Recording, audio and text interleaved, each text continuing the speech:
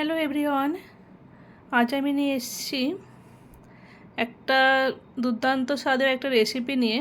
এটা কি তোমরা যদি চিনে থাকো তাহলে খুব ভালো, আর যদি না চিনে থাকো তাহলে বলি এই সবজিটার নাম হচ্ছে খেরো। আমরা বাংলাতে এটাকে খেরো বলে থাকি। এটার একটা দুর্দান্ত স্বাদের একটা রেসিপি হয়, সেই রেসিপিটি আজ আমি তোমাদের সাথে শেয়ার করছি। খেরোটাকে আমি এইভাবে ছোট ছোট পিস করে কেটে নিয়েছি, আর খেরো থেকে এই বীজগুলোকে আমি আলাদা করে নিয়েছি। খেরোটা যখন কাটবে তখন বীজগুলোকে আলাদা করে খেরোটাকে এইভাবে ছোটো ছোটো পিস করে কেটে নেবে। যেরকম আমরা লাউ লম্বা লম্বা ছোটো ছোটো করে পিস করে কাটি, ঠিক ওইভাবেই কেটে নিতে হবে। গরমকালে ভীষণ ভালো এই সবজি, পেটের জন্য খুব ভালো, পেট ঠান্ডা রাখে। এখানে আমি কড়াই চাপিয়ে দিয়েছি। কড়াইয়ের মধ্যে আমি এখানে সর্ষের তেল দিলাম, আর এখানে আমি অল্প কালো সর্ষে ফোড়ন দিলাম। সর্ষেটা ভালো করে ভাজা হয়ে গেলে, সুন্দর একটা গন্ধ বেরিয়ে এলে এর মধ্যে আমি কেটে রাখা খেরোটাকে দিয়ে দিলাম।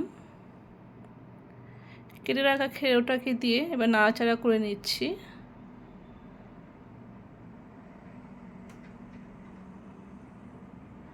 ভীষণ টেস্টি হয় এই রেসিপি, বাড়িতে অবশ্যই বানিও। এরপর আমি এর মধ্যে দিচ্ছি স্বাদ মতন লবণ, অল্প হলুদ আর সামান্য চিনি। খেরোতে অবশ্যই চিনি দেবে, খেরো একটু টক হয়।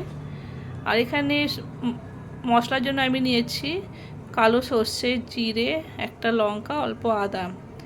এই সমস্ত জিনিসটাকে আমি শিলনোড়াতে ভালোভাবে বেটে নিয়েছি। তোমরা চাইলে মিক্সার গ্রাইন্ডারও বেটে নিতে পারো। এবার নুন, হলুদ, চিনি দেওয়ার পর খেরোটাকে ভালোভাবে নাড়াচাড়া করে নিচ্ছি।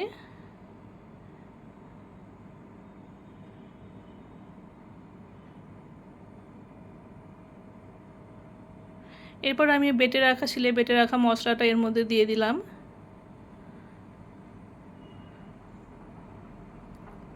খেরো থেকে দেখতেই পাচ্ছ কত জল বেরিয়েছে।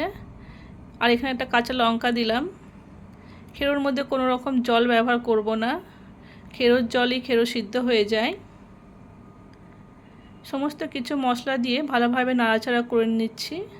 নাড়াচাড়া করে নিয়ে এটাকে ঢাকা দিয়ে দেব সিদ্ধ হতে। খুব তাড়াতাড়ি খেরো সিদ্ধ হয়ে যায়, বেশিক্ষণ টাইম লাগে না খেরো রান্না করতে।